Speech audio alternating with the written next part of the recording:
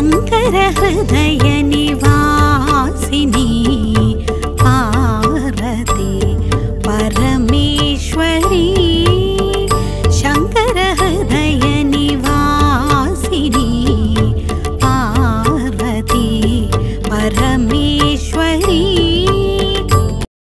जय जगत्माता बगलामुखी। ओम क्रीं बगलामुखी वरदे सर्व सौभाग्य प्रदायिनी समस्त भक्तानां सर्वाभीष्टं साधय साधय क्रीं ओम स्वाहा। నేను ఈరోజు మీతో శ్రీ సూర్యమంగళం అద్వైత వేద విద్యాపీఠంలో ఉన్న బగలాముఖి క్షేత్రంలో నుండి మీతో ఇప్పుడు మాట్లాడుతున్నాను. ఇది 63 ఏళ్ల వయసు కలిగిన ఒక పురుషుడి యొక్క జాతకం. ఒక మేల్ జాతకం. ఆయనకి 63 ఏళ్ల వయసయింది. ఆంధ్రప్రదేశ్ నుండి వచ్చారు. కాదు, ఇప్పుడక్కడ తెలంగాణ అనే కదా చెప్పాలి. తెలంగాణ నుండి వచ్చారు. వాళ్ళు హైదరాబాదులో ఉంటారు. ఈయన యొక్క తండ్రి అంటే ఈ 63 ఏళ్ల వయసు వ్యక్తికి తండ్రి అనేక వ్యాపారాలు చేసిన వ్యక్తి, ప్లస్ రాజకీయ పలుకుబడి ఉన్న వ్యక్తి, ఫిలిం ప్రొడ్యూసర్, గ్రానైట్ ఎక్స్పోర్ట్, ఇంకా ఏవో చెప్పారు. ఇలా అనేక విషయాలు చేస్తున్నారు ఆ రోజుల్లో అని చెప్పారు. ఎవరు? ఈయన యొక్క ఫాదర్. ఈయన అంటే ఇండియాలోనే పెద్ద పెద్ద సిటీల్లో ఆయనకి ఆఫీసులున్నాయి, బ్రాంచీలున్నాయి. ఈయన యొక్క రాహువు దశాకాలంలోనే అంటే 78లో సూర్యమంగళంలో అంటే అప్పుడు హైదరాబాద్లో ఒక ఆఫీసుండేది. ఆయన అక్కడికొచ్చారు. అప్పుడు ఆయనే చెప్పారు, మా నాన్నిలా ఉంటారు, పెద్ద పెద్ద వ్యాపారాలు చేస్తారు, మాకు చెన్నైలో ఆఫీసుంది, బ్రాంచుంది, ఇల్లుంది. ఈ విధంగా ఆయన చెప్పారు. చాలా సంతోషంగా ఉంది. ఇప్పుడు నాకు రాహు దశాకాలం జరుగుతోంది. రాహు దశాకాలం ముగిసిన తర్వాత నాన్నగారి బిజినెస్లు నేను తీసుకోవాలని అనుకుంటున్నాను. నాన్నగారికి వయసైపోయింది కాబట్టి నువ్వు చూసుకో అని చెబుతున్నారు. ఈయన ఒకే ఒక్క కుమారుడు. ఆ విధంగా చెబుతున్నారు. సరే, మీ గురించి నేను విన్నాను. నాకు ఈ జ్యోతిష్యంలో చాలా ఇంట్రెస్ట్ ఉంది కాబట్టి మిమ్మల్ని కలుద్దామని వచ్చాను అని చెప్పారు. జాతకం తీసి చూశాను. అవును, ఆయనకి అప్పుడు రాహుదశాకాలం జరుగుతోంది. నేను ఆయన వద్ద అడిగాను, మీ జాతకంలో ఉన్న ప్లస్సు మైనస్సు మీరు చెప్పారు.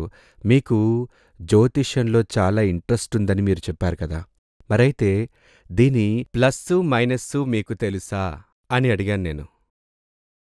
అప్పుడాయనన్నారు, మీరు చెప్తేనే తెలిసింది. నేను చెప్తే తెలిసిందా? ఎలా? ఒక 7-8 సంవత్సరాలకు ముందు ఈ జాతకం తీసుకొని మా నాన్న, అమ్మ వచ్చి మిమ్మల్ని కలిశారు. వాళ్ళు చెన్నైలోనే మిమ్మల్ని కలిశారు. అప్పుడు మీరు ఈ జాతకంలో ఉన్న ప్లస్సు మైనస్సు లాంటివన్నీ వాళ్లతో మీరు చెప్పారు. నాన్న, అమ్మ దగ్గర మీరు చెప్పారు. వాళ్ళు కొన్ని విషయాలు చెప్పారు. ఆ విధంగా నాకు తెలుసు అని ఆయనన్నారు. ఓహో, గతంలో ఇక్కడ చూసిన జాతకమేనా అని అడిగాను. సరే, మరైతే ఈ జాతకం ప్రకారం గురుదశాకాలంలో మీరు బిజినెస్ సొంతంగా చెయ్యాలని వాళ్ళకి నేను చెప్పినట్టు వాళ్ళు మీకు చెప్పారా అని అడిగాను. అవన్నీ ఇప్పుడు జ్ఞాపకం లేదు స్వామీ, ఆ పాత విషయాలన్నీ వదిలేయండి, కొత్తగా మీరు జాతకం చూసి చెప్పండి అని అన్నారు. సరే, ఓకే. నేను చెప్పాను, ఈ జాతకంలో ఉన్న ప్లస్సు మైనస్సులన్నీ చెప్పాను. లగ్నం ధనుస్సు లగ్నం. లగ్నంలో లగ్నాధిపతి స్వక్షేత్ర బలాధికారిగా ఉన్నాడు. చాలా మంచిది. గురువు లగ్నానికి అధిపతి, లగ్నంలోనే ఉన్నాడు, సొంత ఇంట్లోనే ఉన్నాడు. ప్లస్ దానికి తోడు 10వ స్థానంలో చంద్రుడు ఉన్నాడు. అప్పుడీ గురువొచ్చి గజకేసరి యోగం ప్రదర్శిస్తున్నాడు. అవునా? ఆయన మనం నోట్లో చక్కెర వేస్తే ఎలా ఉంటుంది, షుగర్ వేస్తే, ఆ విధంగా ఆయన పులకించిపోతున్నాడు. అవును అవును అలాగే చెప్పారు, దానికోసమే నేను వెయిట్ చేస్తున్నాను అన్నారు. నేను చెప్పాను, ఆగాగాగు పూర్తిగా చెప్పనివ్వు. గురువు గజకేసరి యోగంతో ఉండటం చాలా పవర్ఫుల్లే. దీన్నే తమిళ్లో కొందరు ఆచార్యులు గురు చంద్ర యోగం అని చెప్తారు.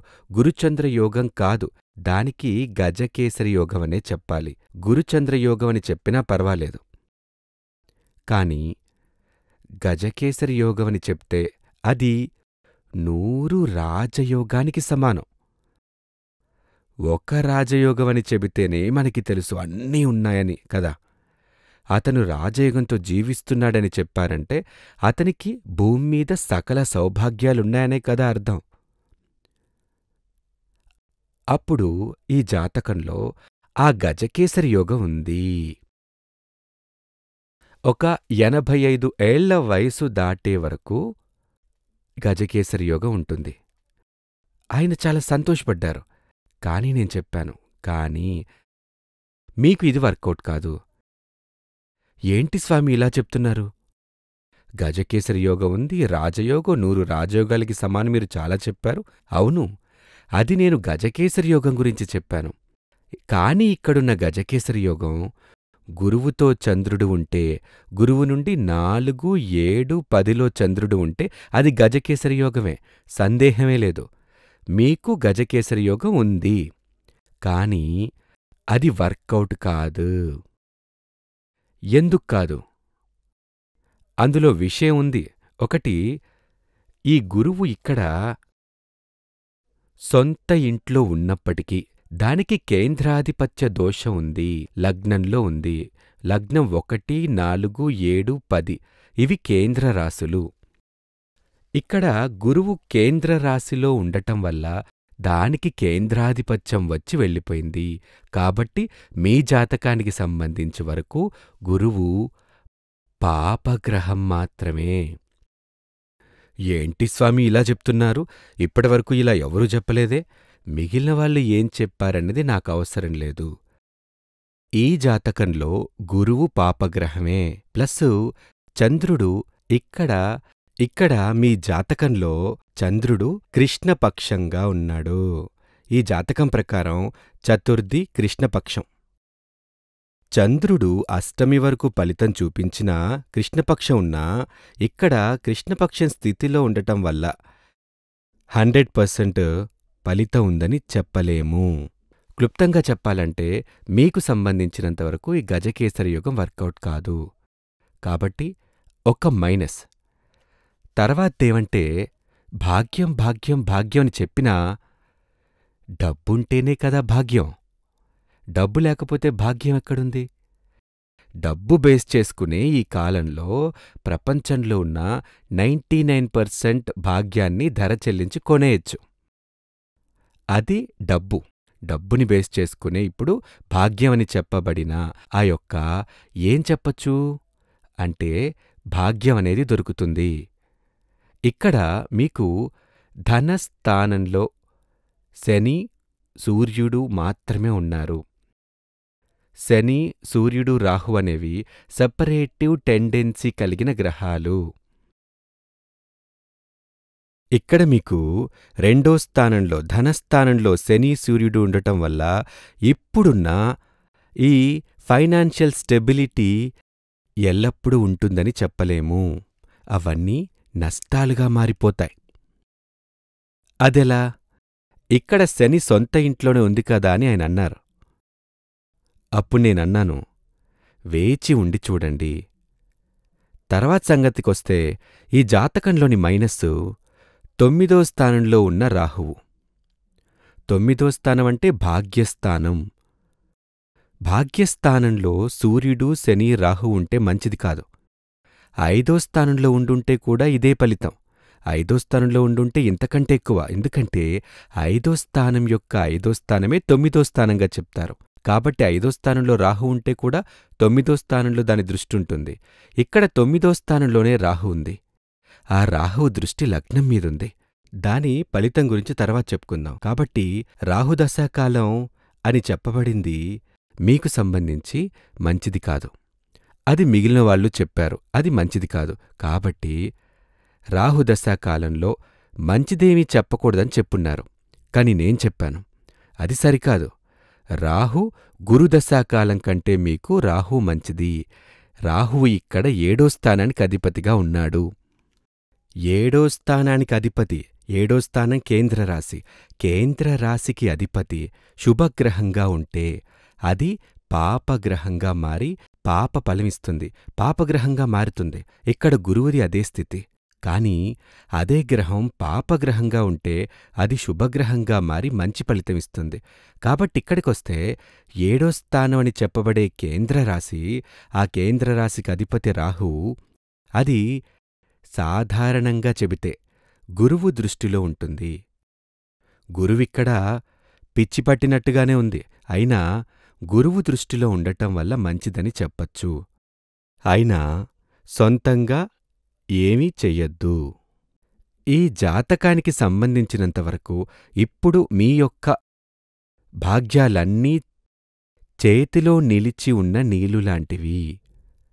ఎవరికైతే 9వ స్థానంలో రాహు ఉంటే, ఎవరికైతే 5వ స్థానంలో రాహు ఉంటుందో వాళ్లకుండే భాగ్యాలన్నీ చేతితో తీసుకున్న నీళ్లులాంటివి. శ్రీ సూర్యమంగళం అద్వైత వేద విద్యాపీఠంలో తాంత్రిక పూజల్లో సిద్ధహస్తులైన ఎందరో ఆచార్యులు అమావాస్య, పౌర్ణమి రోజుల్లో ప్రత్యేక యాగాలు నిర్వహిస్తారు. ఈ యాగాల్లో పాల్గొనడం ద్వారా తల్లి శ్రీ బగళాముఖీదేవి అనుగ్రహం వల్ల సర్వదోషాలూ పోయి సకల సౌభాగ్యాలు మనకు కలుగుతాయి. శ్రీ సూర్యమంగళం అద్వైత వేద విద్యాపీఠం జ్యోతిష్యం, ప్రశ్నలు, వాస్తు, తాంత్రిక పూజలు మరియు వేదయాగాలు నిర్వహిస్తారు. సంప్రదించవలసిన నంబర్ 7305442299 7305442299. చెన్నై, కోయంబత్తూర్, బెంగళూరు, హైదరాబాద్, విజయవాడ, ఢిల్లీ, ముంబై, తిరునల్వేలి, టెక్సాస్.